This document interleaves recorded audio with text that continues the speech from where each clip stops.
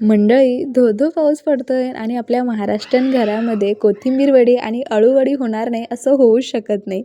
आज मी बनवते अळूवडी.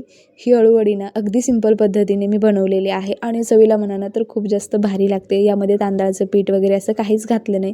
अगदी सिंपल रेसिपी आहे. फक्त व्हिडिओ शेवटपर्यंत बघा. या अळूवड्या ना अगदी चमचाभर तेलामध्ये मी फ्राय केलेल्या आहेत. खुसखुशीत होतात, चवीला अप्रतिम लागतात. रेसिपी व्हिडिओ शेवटपर्यंत बघा आणि कुठेही ही रेसिपी तुम्हाला जरासुद्धा आवडली ना तर व्हिडिओला लाईक करा. आता ह्या वड्या बघा ना किती मस्त खुसखुशीत झालेल्या आहेत. तर इथं मी ना 6 पाने घेतलेले आहेत. हे काळ्या देठाचा अळू आहे. गावाकडे जी अळूची पानं मिळतात ना ती छोटी छोटी असतात. ते देखील चवीला अप्रतिम लागतात. हे अळू देखील चवीला छान लागतात. तर हे अळूचे पानं मी स्वच्छ धुवून याचं पाणी निथळून घेतलेलं आहे. आता काय करायचं ना, याची जी ही जाड शीर आहे ना ही काढून टाकायची, अशी कट करून आहे ना काढून टाकायची. हे काढल्यामुळे काय होतं ना मंडळी, आपल्याला ना जो अळूवडीचा जो रोल आहे ना तो व्यवस्थित असा बांधता येतो.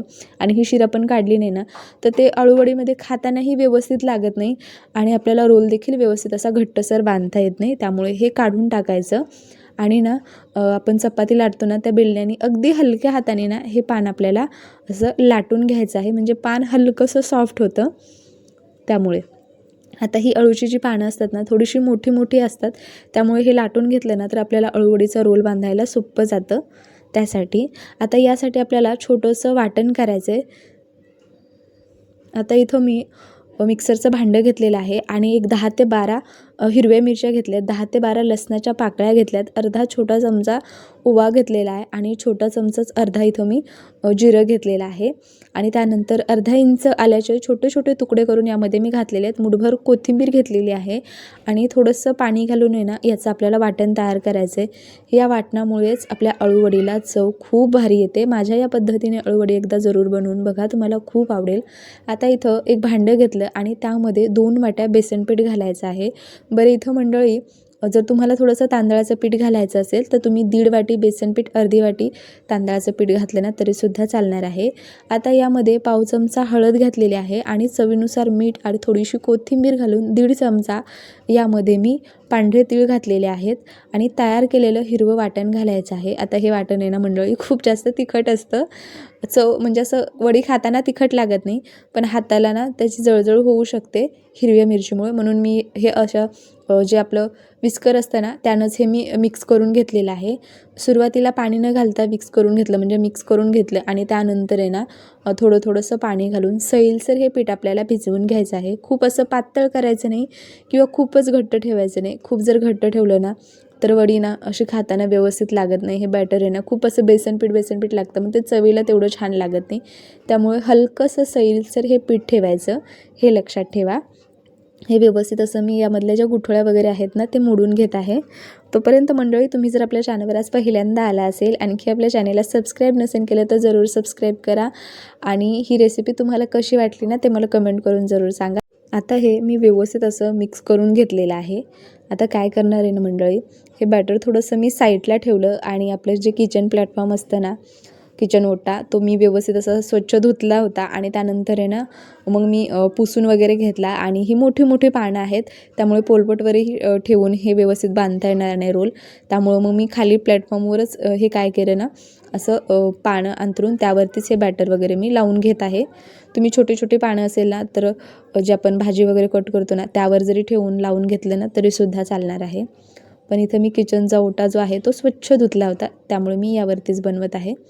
आता पानाला ना खूप असं घट्ट बॅटर लावायचं नाही, म्हणजे खूप असं जाड थर द्यायचा नाही.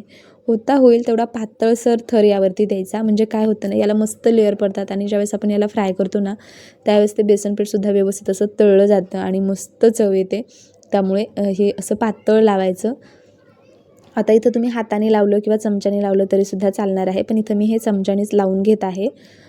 हे बघा, अगदी सोपी पद्धत आहे. तर इथं माझ्याकडे 6 पानं होते, पण एक पान खराब झालं. त्यामुळं मग मी इथं एक जो रोल आहे तो 3 पानाचा बनवला आणि एक रोल जो आहे तो 2 पानांचा मी बनवून घेतला होता. हे बघा, तुम्ही बघू शकता हे बेसन पीठ मी खूप असं जाडसर लावलं नाही, अगदी पातळसर थर लावलेला आहे. हा रोल तुम्ही वाफवून अगदी आठवडाभर फ्रीजमध्ये ठेवू शकता, अजिबात खराब वगैरे होत नाही. किंवा खूप जण ना असंच कट करून सुद्धा फ्राय करतात. तसं जर तुम्हाला करायचं असेल तर बेसन पीठ थोडंसं घट्टसर ठेवलं ना तर तुम्हाला रोल व्यवस्थित कट करता येईल. आता दोन्ही साईड मी अशा फोल्ड करून घेतलेल्या आहेत, म्हणजे आतल्या साईडनी ही पानं जी आहेत ती मोडून घेतलेली आहेत. आणि मग नंतर आपण जसा रोल बांधायला घेतो ना अगदी त्या पद्धतीने हे घ्यायचं, म्हणजे देठाच्या साईडने हा रोल बांधायला घ्यायचा. हे बघा, आता इथंही मी थोडंसं बॅटर लावून घेतलेलं आहे. अगदी हाताने घट्टसर पकडून हा रोल बांधून घ्यायचा. हे बघा,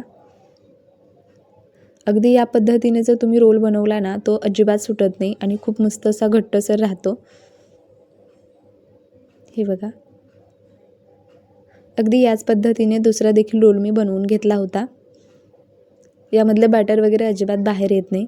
आता इथं कढईमध्ये 2 ग्लास पाणी गरम करण्यासाठी ठेवलं आणि त्यावरती चाळणी ठेवलेली आहे आणि त्यामध्ये हे रोल ठेवायचे. आता एक रोल थोडासा मोठा होता आणि एक लहान होता, म्हणजे एक 3 पानाचा होता आणि एक 2 पानाचा होता. इथं मी सुरुवातीला 8 मिनटासाठी 8 ते 9 मिनटासाठी वाफवून घेतलं. मला थोडासा कमी वाटला, मग पुन्हा मी 2-3 मिनटासाठी वाफवून घेतलं आणि चेक केलं तर व्यवस्थित असा हा रोल वाफलेला होता. म्हणजेच आपला जो चाकू आहे ना तो क्लीन आला ना की समजायचं की वडी आतपर्यंत ही शिजलेली आहे. व्यवस्थित मी थंड करून घेतलं आणि त्यानंतरच हे कट करून घ्यायचं, म्हणजे व्यवस्थित कट होतं.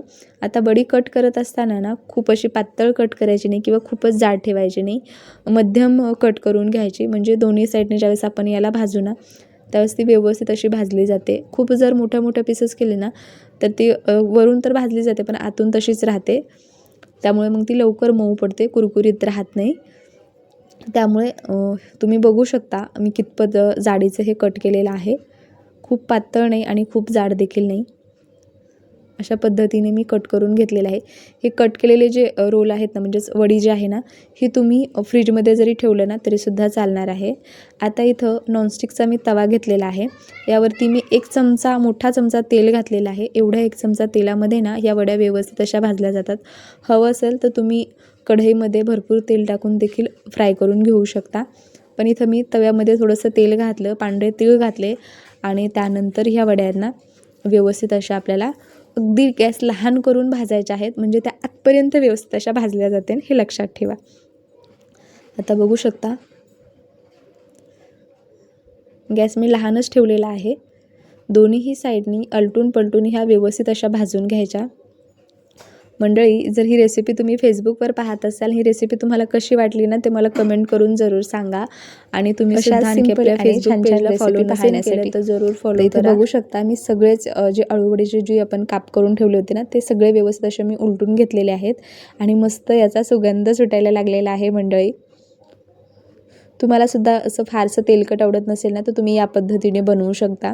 फक्त गॅस लहान करून व्यवस्थित फ्राय करायच्या. एक 7 ते 8 मिनटं याला फ्राय करण्यासाठी लागतात.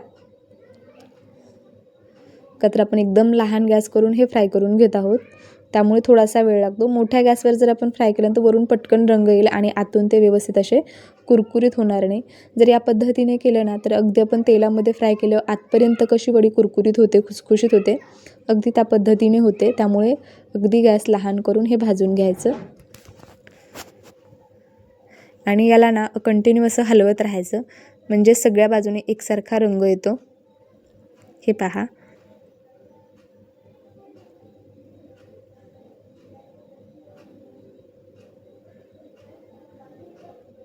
लगभग आता आपल्या सगळ्याच वड्या मस्त अशा भाजलेल्या आहेत.